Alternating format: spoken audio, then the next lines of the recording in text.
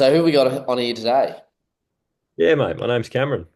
Cameron. Cameron, nice to see you, bro. Tell me, man. So obviously, you've had a couple different jobs, obviously, before you got into, the online space and, remote closing sales, marketing, all that sort of stuff. What were you doing before you got into this? So originally, I was actually shearing sheep in college. I was going to college, but like any day that I could have off, I would go to work and try to hustle there.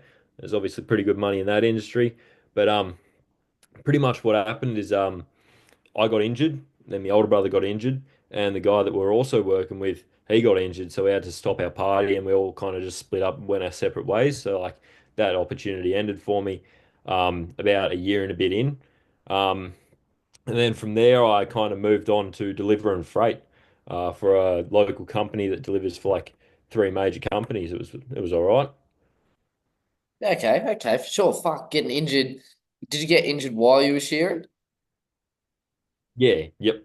Yeah, for sure. What'd you do? Your back or something?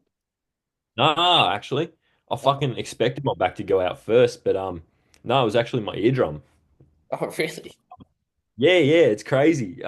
So kind of what happened was I was shearing, right?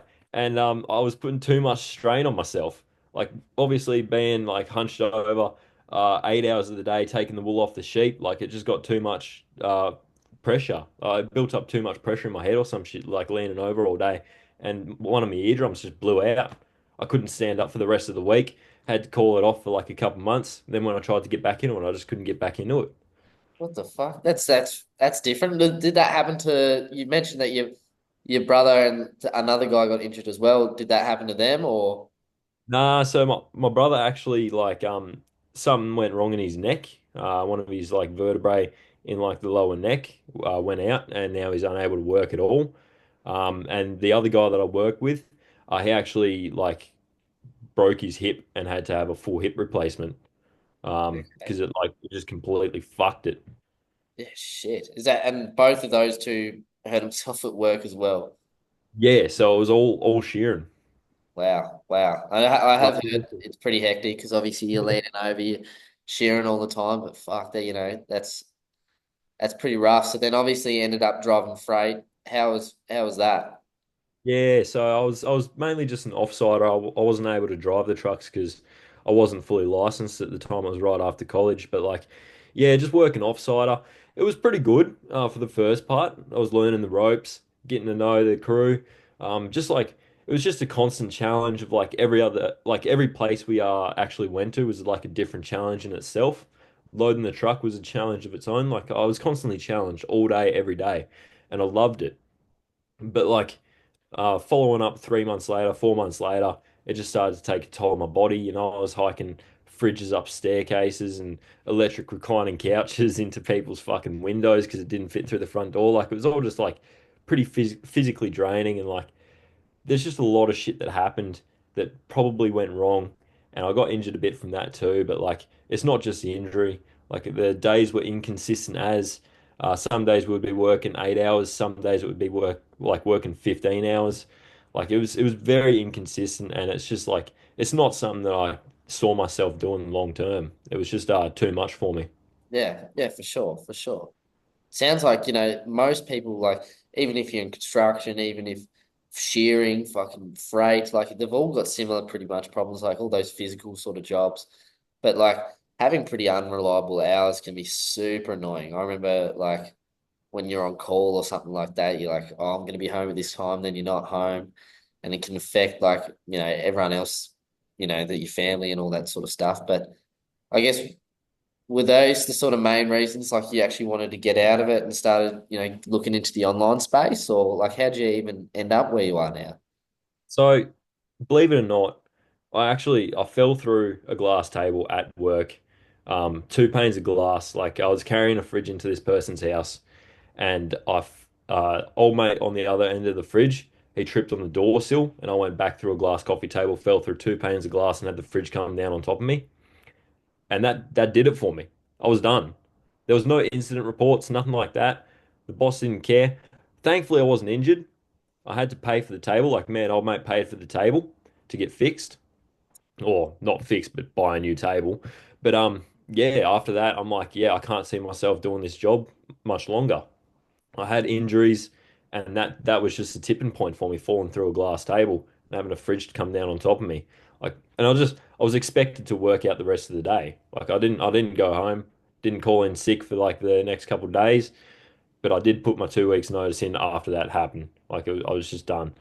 And then after that happened, I actually went on a nice little holiday to Perth with some family and drove a ute back with my mate for his mum. And that was good fun. But after that, we were just chatting the entire time, and he got me onto like he was showing me the content and everything, and I thought, oh yeah, that would be a good opportunity for me to look into, and like, I ended up looking into that content that you guys were posting, and I thought, oh yeah, making money online.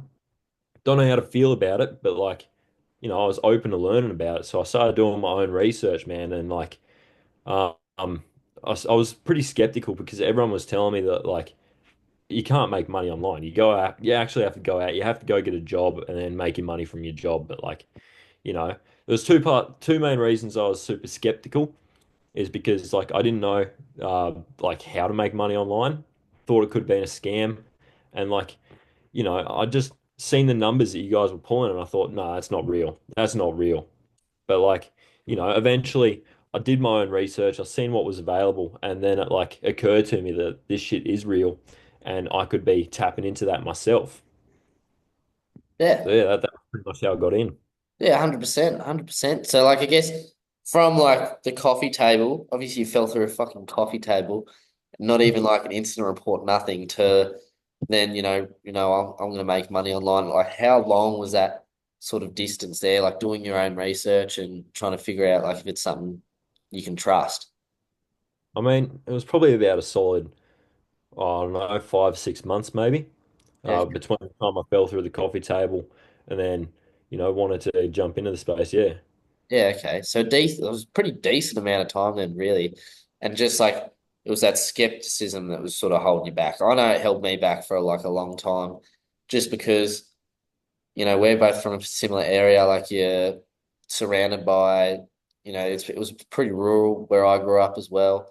It's like tradies the only sort of way. And like if you're not working with your hands as a man, like there's no other option really. So I can totally understand like why it sort of held you back for so long. But I guess like now, once you actually did start, so you've gone 5 months, been skeptical, did your own research, sort of seen the opportunity that is there with all these, skills that you can learn.